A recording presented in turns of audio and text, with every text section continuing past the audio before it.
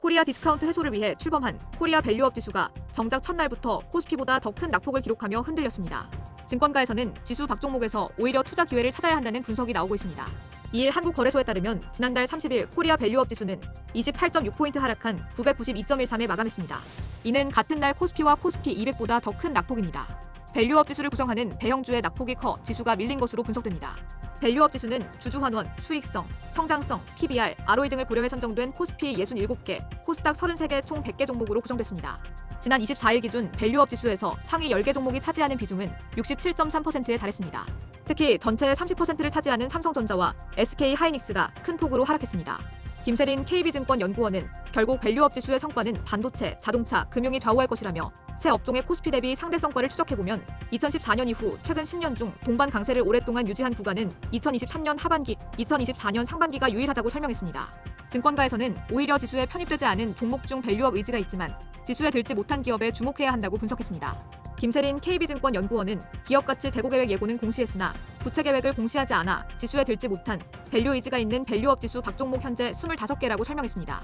이어 만약 거래소가 제시할 지수 편입 인센티브가 매력있다면 이들이 편입을 위해 시장의 기대를 뛰어넘는 주주 환원 의지를 경쟁적으로 드러낼 가능성도 있다고 말했습니다. KB증권이 분석한 25개 종목은 금융부문을 비롯해 소재산업재 부문 등입니다. 또 경기 관련 소비재, 건강관리, IT, 커뮤니케이션 서비스, 유틸리티 등이 꼽혔습니다.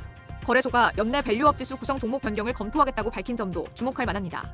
김세린 KB증권 연구원은 거래소는 내년 6월에 있을 정기 변경과 무관하게 시장과 소통하면서 연내 종목을 변경할 수 있다고 밝혔다며 이에 따라 기업가치 재고 계획 공시가 연내에 다시 활발해질 수 있다고 설명했습니다.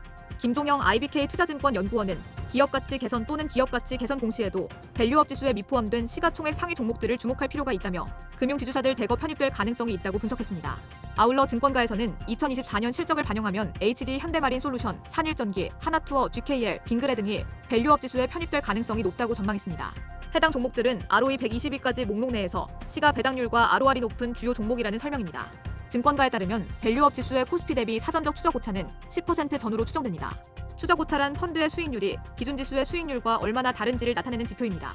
추적 오차가 크다는 것은 펀드의 운용 성과가 벤치마크와 크게 다를 수 있다는 의미로 높은 수익의 기회를 제공할 수 있지만 동시에 큰 손실의 위험도 존재한다는 뜻입니다.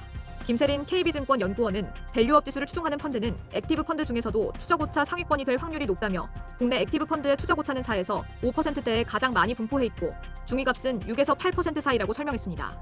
스타일 측면에서 밸류업 지수는 저PE와 고 ROE 특성을 보이면서 시장과 비슷한 수준의 배당과 성장성으로 예측됐습니다. 구체적으로 코스피 대비 추적 오차를 사전적으로 추정해보면 11.5% 9%로 10% 전후의 추적 오차가 예상됩니다.